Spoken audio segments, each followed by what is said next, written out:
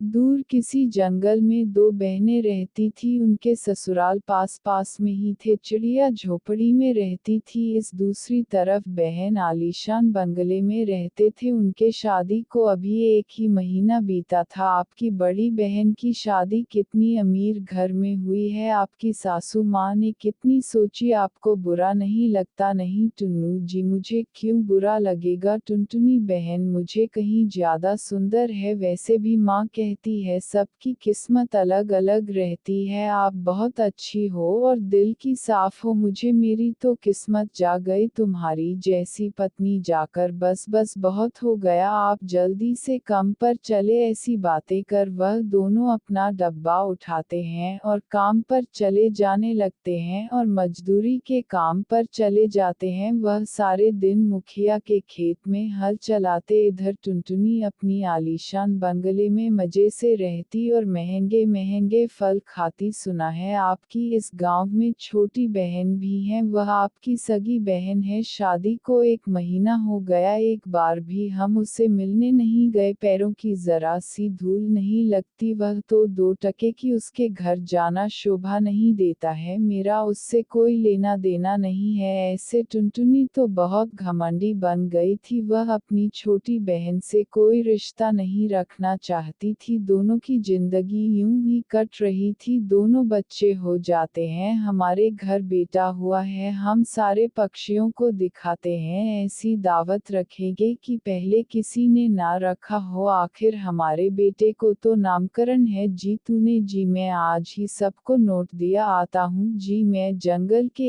एक भी पक्षी को नहीं छोड़ूंगा। फिर सभी घर के आसपास जाने लगते हैं और कहने लगते हैं मैं क्या कहूँ। टुनटुनी तो बहुत घमंडी है। वह अपनी बहन से कोई रिश्ता नहीं रखना चाहती थी, लेकिन जंगल के सभी पक्षी दावत में रहेंगे, मैं इन्हें भी नोट दे देता हूँ। ऐसे मोनू दोनों की झोपड़ी में जाता है। छोटी सी भोंसले में एक नन्ही चिड़िया बैठी थी। वह देखकर टुन्नू को बहुत खुश होता है। आय आय साहब जी, यहाँ बैठे, जल्दी ठंडा मटके का पानी लेकर आओ। पहली बार हमारे रिश्तेदार घर आए हैं। रानो भागकर मनी को पानी देती है। जीजा जी दीदी नहीं आए, आप अकेले क्यों आए हो? कुछ दिन बाद हमारे बेटे का नामकरण है, आपको से है पर नहीं होता है। बेटा हुआ है, मुझे तो बहुत खुशी की बात हुआ। और दीदी से कहना मुझे भी प्यारी बेटी हुई है, जरूर आऊंगा। दावत में आप तीनों को आना है। फिर मुन्नू वहां से जाने लगता है। मैं आज रनो के घर गया था, वह बहुत गरीब है, उसके घर प्यार से बेटी हुआ है। क्या कहा आपने? उसे रनो के घर गए थे। आगे से ध्यान रखना, इस जंगल में हमारी कोई बहन नहीं है। इस तरह से टुनटुनी बहुत गुस्सा करती हैं। 2 दिन बीत जाती है। टुनटुनी का आनंद तो फूलों से सजा हुआ था। जंगल के बड़े बड़े पक्षी उनके घर आते हैं। रानू और तुमने भी वहां आ जाते हैं। रनो और उनकी अन्न खाकर देखी है, मेहमानों की खातिरदारी में कोई कमी नहीं रहना चाहिए। अब जो अच्छी सी सबकी देखभाल करो। टुन्नू जी वह रहे, टुनटुनी दी वह रहे। टुनटुनी की मैं अभी बुलाता हूँ। वह सब सुन लेती है, उससे ही बात कर कर लौट जाती है। वह जानवर कर उससे मिला नहीं चाहती है। दीदी को कोई काम होगा, ऐसा नहीं है कितनी भाग दौड़ कर रही है। ऐसे बोलकर रानो चुप हो जाती है। दूसरी ओर टुनटुनी अपने कानों कर से कहती हैं वो रनो और उसकी पत्नी है, वह उसे यहाँ से भगा दो। यह मेरे घर में आए हैं। ठीक है, मैं साहब में हैं, 2 मिनट में भाग कर आता हूँ, आप देख लेना। कालू कौवा जानबूझकर रनो के पास जाता है और वहाँ गिलास भरे गिलास कॉपी के ऊपर वहाँ से धकेल देता है। जल भी अकल नहीं है, तुमको नुकसान कर दिया हमने, जानबूझकर तो नहीं किया और गलती आपकी ही है। तुम दोनों तो यहाँ के रिश्तेदार नहीं लगता। वह गरीब अंदर कैसे आए? यह कलियों का खाना बाहर लगा है, हम भिखारी नहीं हैं, हम रिश्तेदार हैं। टुनटुनी मेरी बहन है, तब इन्हें बहन ही बुलाते हैं। मुझे पता है तुम कौन हो। फिर कालू कौवा उन्हें धक्के मार मार कर बाहर भगा देते हैं। सब पक्षी उन पर हंस रहे थे। रानू यहाँ आज के बाद हम कभी नहीं आएंगे। अब तो आपको समझ में आ गया होगा कितना घमंडी है। हाँ टुन्नू जी, आज मैं सब समझ गई हूँ। वह अमीर हम गरीब, वह हमसे कोई माता ही नहीं रखना चाहते हैं। खाना बनाएंगे, हमारी बच्ची को भूख लगी है। ऐसे से वह तीनों अपने घर लौट रहे थे,